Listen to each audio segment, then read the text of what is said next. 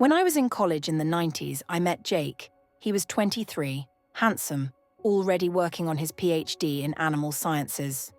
I was a few years younger, independent, working full-time, and completely smitten. We clicked right away. We loved the same music, the same food, and the same kind of humor. It really felt like fate. For a while, things were perfect. We didn't have much money, but we were happy.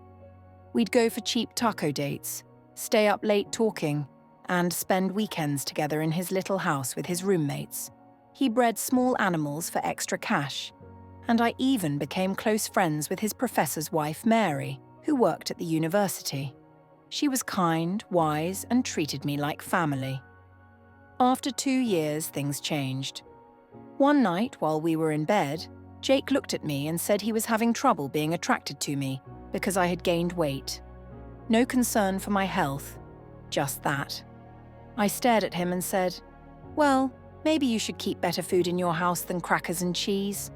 Even at 23, I knew this wasn't my problem, it was his. A few months later, he broke up with me. His reason?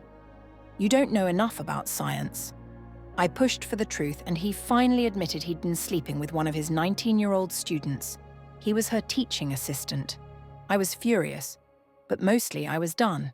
Then, I got clever.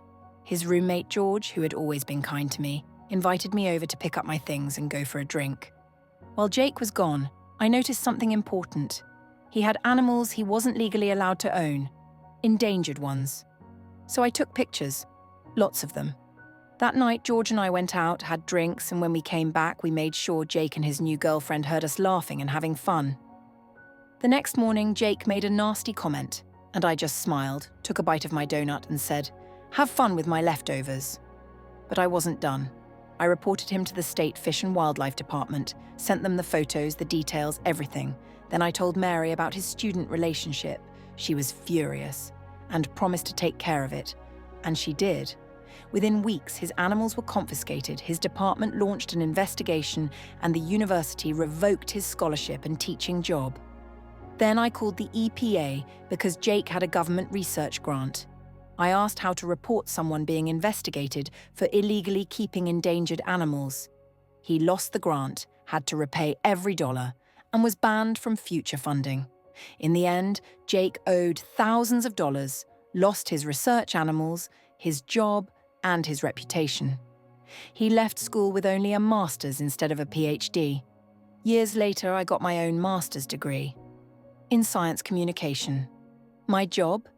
Helping scientists explain their work to people like me, who apparently don't know enough about science.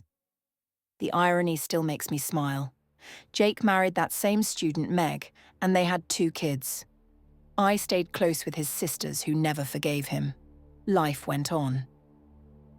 About 20 years later, I was giving a lecture at a university. And there he was, Jake. Older, grayer, but definitely him. After the talk, he walked up and said, "Hey, long time no see." I looked him right in the eye and said, "I'm sorry, have we met?" Then smiled and walked away. That night, the faculty told me he was interviewing for a teaching job there. I laughed and said he was fired years ago for sleeping with a student. A few days later, Mary called me. His background check revealed everything. He didn't get the job. So here I am, decades later, doing what I love, living peacefully, and knowing that sometimes the universe just needs a little nudge. When someone tries to make you feel small, remember, their weakness isn't your fault. And sometimes, karma just needs a little direction. Thank you for listening. If you enjoyed this story, subscribe for more.